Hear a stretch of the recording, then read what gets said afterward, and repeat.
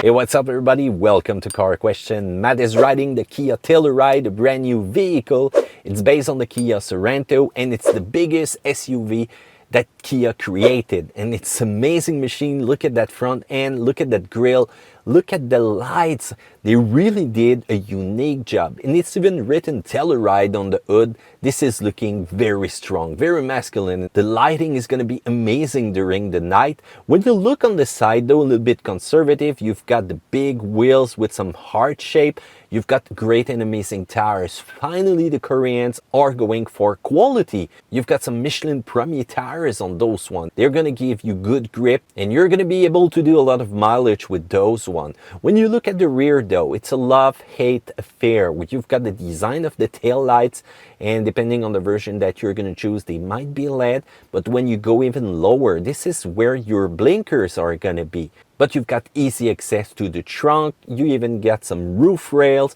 and this machine is really unique. It will make some head turns when you're going to roll with it. So incredible design. Good job, Kia. When you take place inside, you're going to be amazed by the quality. I'm not used to see such great quality in those Korean vehicles. Nice stitches, great materials, some imitation of wood. You've got that mix of black accent with some silver buttons. All is easy access. You've got some USB connector in the seat behind me. You've got even some more back there in the last row. And how about easy access to the rear seat? You open the door, you adjust it. You can even rest if you want, and you will have enough spaces for your legs or even your head. But in the last row, usually children will be more comfortable in that one. So if you don't need those seats, how about folding them and look at the huge space that you've got inside. This is really amazing. And they thought about technology. You've got a big 10.25 inches screen. You can separate it in 3 different sections. If you want to use the cabin talk feature, you can, so everybody in the rear will be able to listen to you. More USB connection up front, easy access to all buttons, and how about that great looking display using regular needle, but in the center a lot of information for the driver. Seats are comfortable, great Harman Kardon sound system in the version that we are riding. And it's 7 or 8 place depending on the configuration that you're going to choose. The engine, 3.8 liter V6, 291 horsepower, 262 pound-feet of torque, 8-speed automatic. And in the US, guys, you can go for a front-wheel drive version and all-wheel drive is optional. But here in Canada, we've got all-wheel drive all the way, so it's based with the vehicle. You're going to be able to tow 5,000 pounds, so a small boat, some jet skis, even a big trailer. That's the perfect spot to tow mostly anything. How about fuel consumption? Well, in the city, Kia told us that they're going to do 12.5 liter per 100, 9.6 on the highway, but we drove this one from Toronto to Quebec and were able to do around 8.3 liter per 100. This is an amazing score for such a huge vehicle. And we encountered some rain, tried to have some fun with the all-wheel drive system, see how it will react, gave it some great acceleration, and the next thing we know, we're still under 9 liter. I drove it in the city around 10, so even if you got a big engine, this thing will be fuel efficient, and I'm impressed. So I can imagine while I'm going to be towing that it's going to stay decent. Let's talk about the 7 driving mode that we have. You're going to see 7, Matt. I only see a 4x4 lock on my Telluride. That's because you're living in the States. Here in Canada, finally, we've got something more. So we've got a sand mode, a mud mode, and we've got Eco, Sport, Comfort, and Smart. So the Canadian market Telluride will offer an extra layer of customizability compared to the US market. That's good news for us because we want our SUV to be as capable as possible. It's not because our roads are full of sand or mud every day, because sometimes you can have more snow and encounter much more different terrain here than in the US. And by the way, this mode will change a little bit the reaction of the accelerator, steering. Probably I didn't really feel it, but mostly the all-wheel drive system, how it will react. The Eco and Sand mode will deliver 100% of the power to the front wheel, and when it's going to be needed, the rear will help. In Comfort and Snow, The modes deliver 80% power to the front wheel and 20% to the rear, and traction control will be way more aggressive. The reaction also of the accelerator will be decreased to make sure that you won't spin the wheels or simply get stuck in the snow. Sports mode will split the power 65-35, so it's going to be much more fun into those curves. And for the lock button, well, it's going to be 50-50 split.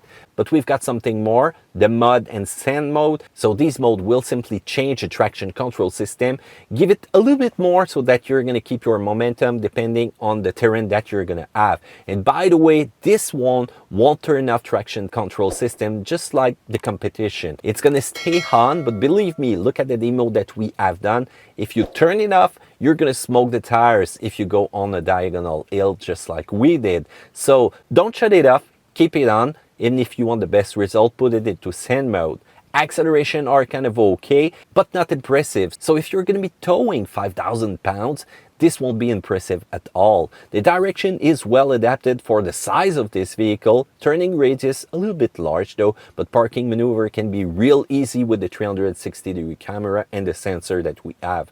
Suspension, we don't have the adaptive one in the vehicle that we drove right now, but it's really comfortable. We did a lot of kilometers, a lot of bumps, even in Quebec with all the holes that we're seeing. Look at the wheels that we have. It's impressive. That sidewall of the Michelin tire will be able to take it. When you're going to turn, some movement though, you can feel it. It's a little bit of a boat ride. Same thing when you're going to accelerate and brake, you're going to see some nose movement. Braking force, it's capable. So during all the testing that we did, no smoke, no fading. So when you're going to be towing something, you're going to be in security. Well, let's talk about it. You've got some blind spot monitor, which is really interesting, but the thing that they added is a camera right there in the center. So as soon as you put your blinkers on one side or another, you're going to see a camera appear with great quality. You will need some time to get used to it, but the next thing you know, you can clearly see if there's a vehicle hiding in your blind spot. So if you're towing or just moving around the city, that's going to be perfect. And I really love also another feature that they put in especially for children. You stop the vehicle, they're ready to go, they open the door, and it's then when an accident happened. But they put a security feature that they won't be able to open the door if the blind spot monitor or the sensor on the side will detect an incoming car. And believe me, there is such fast car in neighborhood where there is full of children. So this is an amazing security feature to have. So let's talk about price. In the US, guys, go see the price on your website. I know you can get a base LX version front wheel drive for an amazing price. But here in Canada, you've got an EX version, which is starting at $46,995. 18 inches wheels, collision warning alert, rear cross traffic alert, intelligent cruise control, the big screen. You've got a wireless charger, Apple CarPlay, Android Auto. This is full of feature. So if you want my recommendation, well, go with the base version of the Kia Telluride. If you want more equipment, the SX will be around $52,000 with blind spot monitor, dual sunroof, only one open though, Harman Kardon sound system, 360-degree view, camera, stamp front grille. And if you want to go for the fully equipped version, the limited one, $56,000. It's only 7 places inside though, because you've got those captain chair in the second row, adaptive suspension, heads-up display, Dell tail lights, Napa leather, and a heated and cool second row of seat. Let's talk about the plus and minus points of that Telluride. Well, first, it's not that fast. It could be faster. How about turbo? How about supercharged? Why not? This is your flagship Kia. Try to do something with it. There is a lot of other vehicles in the segment that will offer you a more enjoyable driving experience. When you look at this seat, it doesn't feel like it's going to hold you in place. More adjustment will be required. How about also an extension for my legs here? It's a flagship once again. I also had a problem that I was not sure that I'm going to talk about in the first place. When I tried to start my Telluride, the next thing I know, it was kind of sputtering, like something crazy like that. And I thought it was the battery or something stayed open inside the cabin. But the next thing you know, I'm searching that on the internet and I see other people having the same problem and the dealer doesn't seem to know what it is. So guys, if you have this kind of problem, feel free to comment in the section down there below. We're going to help you.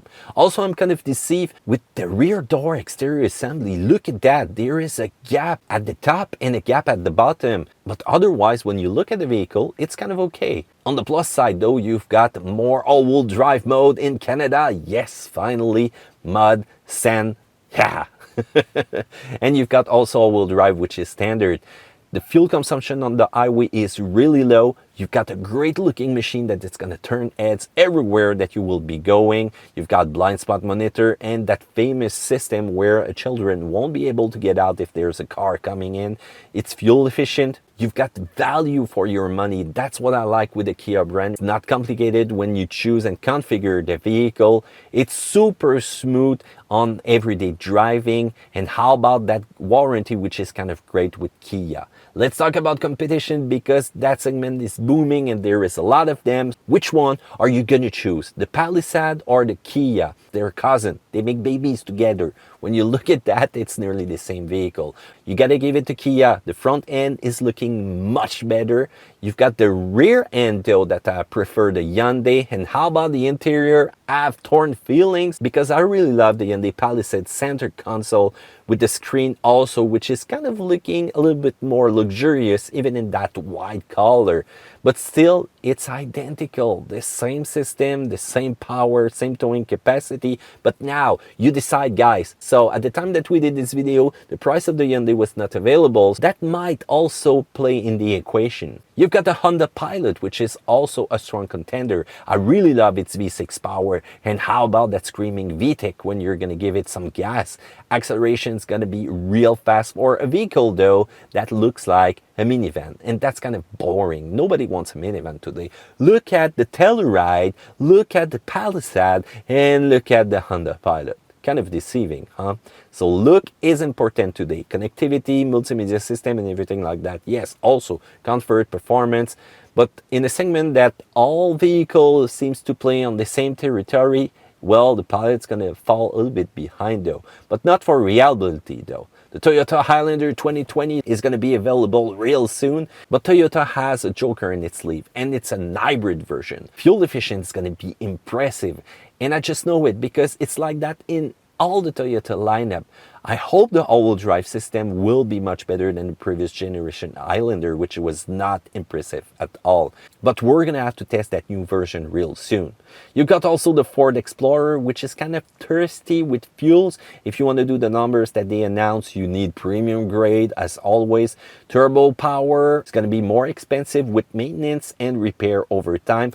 It's still looking good, but it's really more anonymous than a great looking Telluride that we have here. And you finally got the Mazda CX-9, which is one of the best when it comes to driving, the performance, the feeling, the curves that you can take with it. But when you look at the interior space, not that impressive. But there's a good warranty though in Canada, which is one of the best unlimited mileage. So the Kia brand is much more aggressive than ever with that vehicle. So I really like it and I hope you try it and tell me what you think in the comment section down there below. Do a thumbs up because you like that video, subscribe, acceleration, diagonal test, yep, you know. Don't forget to press that bell, real important if you want to get the notification. Take care, see you another time on another video of Car Questions.